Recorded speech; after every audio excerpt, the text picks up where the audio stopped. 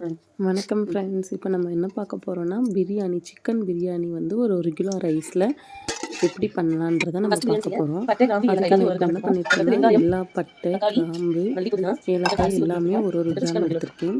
1 kilo chicken எடுத்துக்கிறேன், 1 kilo rice எடுத்திருக்கேன். அதுக்கு வந்து 1 கிலோ 400 கிராம் தக்காளி, 400 கிராம் வெங்காயம், அதுக்கு ஒரு 3 பச்சை மிளகாய் எல்லாம் எடுத்திருக்கேன். இதில் வந்து நான் 30 ml நெய்யும் பார்த்திங்கன்னா ஒரு 200 ml எண்ணெய் தேவை. அது வந்து நான் 30 ml நெய் சேர்த்துக்கிறேன். மீதி 170 ml நெய் சேர்த்துருக்கேன். அது ஃபஸ்ட்டு கொஞ்சம் காயறதுக்கு முன்னாடியே நான் பட்டை கிராம்புலாம் போட்டிருக்கேன். அதுக்கப்புறம் வெங்காயம் போட்டிருக்கேன். வெங்காயம் வந்து நீங்கள் எப்படி நல்லா வதக்கணுங்க. பச்சை மிளகாய் வந்து இப்போ உடனே போட்டுறக்கூடாது. கொஞ்சம் வெங்காயம் வதங்கினோன்னே தான் போடணும். நான் அதுக்கு ஃபஸ்ட்டு வந்து அரிசி பாஸ்மதி ரைஸ் எடுத்துக்கிட்டு அதை ஊற வச்சுக்கிறேன்.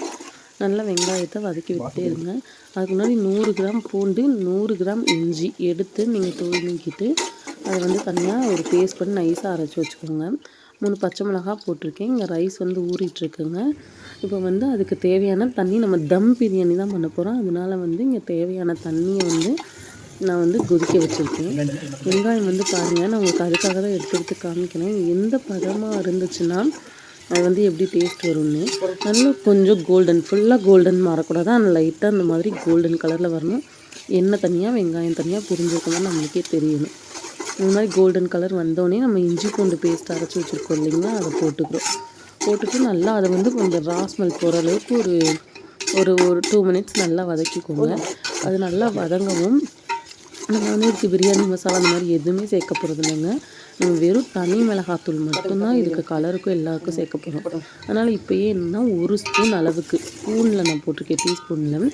அதில் வந்து நல்லா ஃபுல்லாக 1 ஸ்பூன் போட்டுக்கோங்க. அதுவே பார்த்திங்கன்னா நமக்கு தெரியும் கலர் எப்படி சேஞ்ச் ஆகிருக்குன்றது. நல்லா போட்டு அது நல்லா கிண்டிக்கோங்க. ரொம்ப ஃபுல் ஃப்ளேம்லேயும் நீங்கள் வைக்கக்கூடாது. ஏன்னா அந்த அப்புறம் வந்து இது கரிஞ்ச மாதிரி ஆயிருங்க. அது போட்டுட்டோடனே நீங்கள் என்ன பண்ணிடுறேன்னா மல்லி புதினா ஒரு கைப்படி நான் வச்சுருந்துருக்கேன் கட் பண்ணி, அதையும் நான் போட்டுறேன். அதை போட்டுட்டு நல்லா வதக்கிக்கோங்க.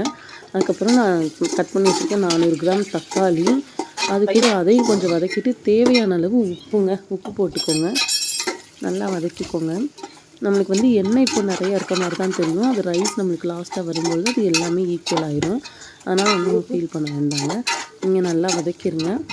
நல்லா பிரியாணிக்கு வந்து நீங்கள் ஒரு சிலர் பிரியாணி மசாலா போட விருப்பப்பட்டவங்க போட்டுக்கலாம். ஆனால் அளவாக போட்டுக்கலாம். இந்த டேஸ்ட்டே உங்களுக்கு சூப்பராக வருங்க. நான் வந்து தயிர் வச்சுருக்கேங்க, 100 கிராமுக்கு மேலே தயிர் வச்சுருக்கேன். அந்த தயிர் வந்து நான் ஊற்றிக்கிறேங்க. நீங்கள் 10 ரூபா பாக்கெட் கூட வாங்கி ஊற்றிக்கலாம். நான் உப்பு போட்டுக்கிறேங்க. தேவையான அளவு உப்பு போட்டுக்கோங்க. உப்பு வந்து ஃபஸ்ட்டு நீங்கள் கொஞ்சம் கம்மியாகவே போட்டுக்கோங்க. ஏன்னா நான் தம்மை வந்து நம்ம போடுறதுக்கு முன்னாடி கொதிக்க வைப்போம். அப்போ நம்ம அந்த டேஸ்ட் பார்த்தோன்னா கொஞ்சம் உப்பு லைட்டாக ஜாஸ்தியாக இருக்க மாதிரி நம்மளுக்கு ஃபீல் ஆகணும். அந்த மாதிரி பார்த்திங்கன்னா உங்களுக்கு தெரியும், இந்த மாதிரி ஒரு கிரேவி கன்சிஸ்டன்சி ஆயிடுச்சு. இப்போ வந்து நான் க்ளீன் பண்ணி வச்சுருக்க சிக்கனை வந்து சேர்த்துக்கலாங்க. ஒவ்வொன்றாவும் நான் வந்து 1 கிலோ அளவுக்கு சிக்கன் கொஞ்சம் பெரிய பீஸாக நீங்கள் கடையில் வாங்கும்பொழுதே கொஞ்சம் பெருசாக கட் பண்ணி வாங்கிக்கோங்க.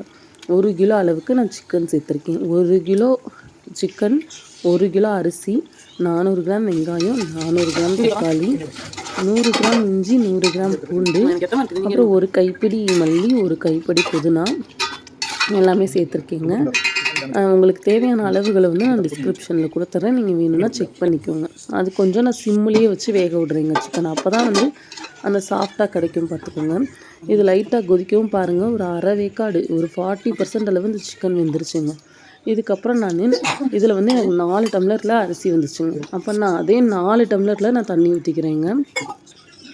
பாருங்கள், நான் 4 டம்ளர் அளவுக்கு தண்ணி ஊற்றிக்கிறேன். ஏன்னா எனக்கு வந்து 4 டம்ளர் அரிசி. ஏன்னா நான் தம் பிரியாணி தான் பண்ண போகிறேன். ஆல்ரெடி ரைஸை வந்து என்ன பண்ணுவேன்னா கொஞ்சம் வேக வச்சு தான் போடுவேன். எனக்கு ரைஸ் நல்லா ஊறிடுச்சு, தண்ணியும் நல்லா கொதிச்சு வந்துருச்சுங்க. போட்டுக்கோங்க. இந்த அரிசி வந்து உங்களுக்கு எடுக்கிற பதம் வந்து பார்த்திங்கன்னா ரொம்ப இல்லைங்க, ஒரு 2 மினிட்ஸ் தாங்க. 2 மினிட்ஸ்லேயே வந்து உங்களுக்கு அரிசி வந்து வெந்து வந்துடும். அது எப்படி பார்க்குறதுன்னா, அந்த ரைஸ் ரெண்டையும் என்ன பண்ணுங்கன்னா, ஊற வச்ச அரிசி ஒன்று எடுத்து வச்சுக்கோங்க தனியாக, வெந்த அரிசி ஒன்று எடுத்து வச்சிங்கன்னா அது ரெண்டும் உங்களுக்கு ஈக்குவாலிட்டி தெரியும். நீளமாக இருக்கும் கொஞ்சம். அது ரைஸ் ஆனோடனே அப்படியே நீங்கள் அதை வடிச்சிட்டு, தண்ணியே இருக்கக்கூடாதுங்க, அப்படியே நம்ம இதில் சேர்த்துட்டிங்கன்னா தண்ணி பாருங்கள் கரெக்டாக ரைஸும் தண்ணியும் இந்த மாதிரி ஈக்குவலாக இருக்கணும். இப்படி கரண்டி வச்சு எடுத்து விட்டிங்கன்னா அது கரெக்டாக உள்ளே போய் செட் ஆகிக்கணும். இந்த மாதிரி எண்ணெய் லைட்டாக மேலே வரணுங்க. இந்த மாதிரி நல்லா கொஞ்சம் கொதி வரும். ஒரு 2 நிமிஷம் ஃபுல் ஃப்ளேமில் வச்சுக்கோங்க. 2 மினிட்ஸ் கரெக்டாக இந்த சைட்லலாம் ஆவி வரவும் சிம்மில் வச்சுட்டு கரெக்டாக 20 மினிட்ஸுங்க சிம்மிலேயே வச்சுட்டு பார்த்தீங்கன்னா சுட சுட உங்களுக்கு சுவையான சிக்கன் பிரியாணி நல்ல உதிரியாக பார்த்தீங்கன்னா உங்களுக்கு வீடியோவில் தெரியும் எவ்வளோ உதிரியாக இருக்குது. எல்லாமே கரெக்டாக இருக்குங்க. நான் அது கூட சில்லி சிக்கன் ப்ளஸ் தயிர் வெங்காயம் சாப்பிட்ருந்தேன். ரொம்ப அல்டிமேட்டாக இருந்துச்சு. நீங்களும் ட்ரை பண்ணி